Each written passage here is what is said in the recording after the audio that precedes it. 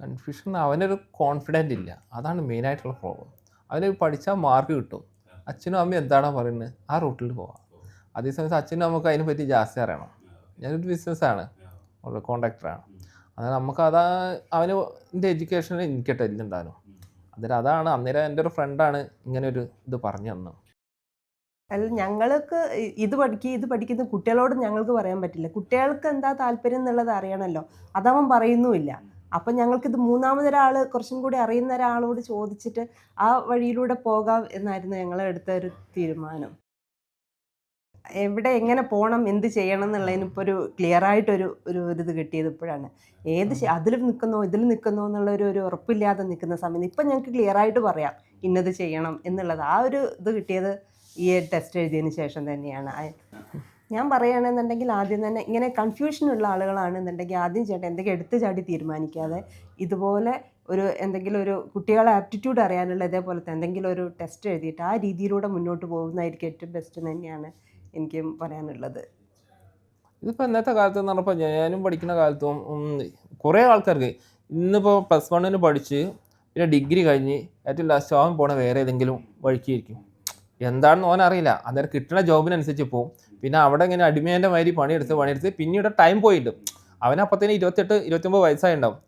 അയ്യോ അപ്പോഴും എൻ്റെ കയ്യിൽ ഒന്നുമില്ലല്ലോ എന്നുള്ളൊരു ലൈഫിൽ അന്നേരം ഞാൻ പഠിച്ചതും വെറുതെ. അപ്പോൾ കുട്ടിയൊക്കെ ഓൾറെഡി മൊത്തത്തിലൊരു വെപ്രാളായി. പിന്നെ എന്താണ് ചെയ്യേണ്ടതെന്നുള്ള ഒരു ഇത് മൈഗ്രൈൻ ഓരോ പ്രോബ്ലം വരാൻ ചാൻസ് കൂടുതലുണ്ട്. ഞാൻ കണക്കാക്കിയത് അത്രയും പഠിക്കണ കുട്ടികൾക്ക്. പഠിക്കാത്തവനാച്ചാൽ എവിടെ പോയാലും സ്വർഗം തന്നെയാണ്.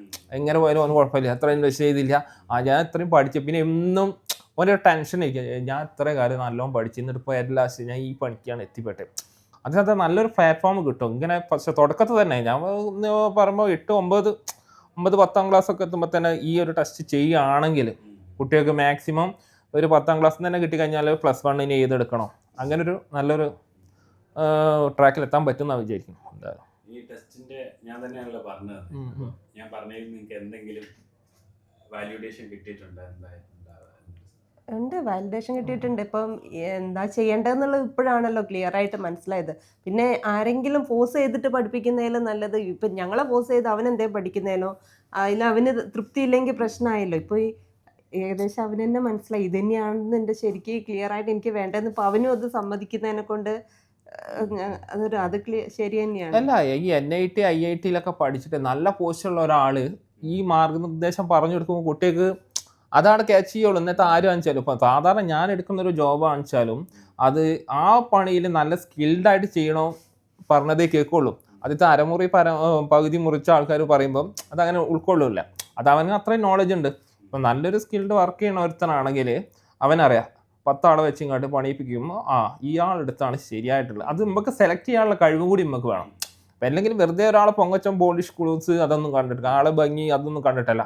അയാൾ ചെയ്യുന്ന സ്കിൽഡ് കറക്റ്റാണ്. അന്നേരം അവിടെ നമുക്ക് പക്ഷഭേദമല്ല. ഈ നമ്മളെന്താണോ മനസ്സിൽ ഉദ്ദേശിച്ച സാധനം അത് അവിടുന്ന് കിട്ടുകയാണെന്ന് വെച്ചാൽ അയാളെയാണ് സെലക്ട് ചെയ്യേണ്ടത്. അതേമാതിരി തന്നെയാണ് ഇപ്പോഴും. ഇപ്പം ഞാൻ എടുത്തരം നല്ലൊരു കോളേജ് സാർ പറഞ്ഞ മാതിരി ഇപ്പം നല്ല പാലയാണെച്ചാൽ ഓക്കെ, അവന് കൂടി താല്പര്യം വേണം. പക്ഷെ അവന് താല്പര്യം വരണമെങ്കിൽ എന്താ, ഈ നമ്മൾ IIT NIT പഠിച്ച് നല്ല പോസ്റ്റിലുള്ള ഒരാൾ പറഞ്ഞു കൊടുക്കുമ്പോൾ ഓനെ അംഗീകരിക്കുള്ളൂ. അല്ലെങ്കിൽ ഓനെ അറിയാം അച്ഛനും നമുക്ക് ഇത്ര പേരുള്ളൂ, അന്നേരം ഓരോട് ജാസ്തി പറഞ്ഞിട്ട് കാര്യമില്ല. അവനെന്താ ഞങ്ങളെക്കാട്ടി എത്രയോ നമ്മൾ പഠിപ്പിച്ചതിനെ കൊണ്ട് അവന് അറിവുണ്ട്, നല്ല അറിവുണ്ട്.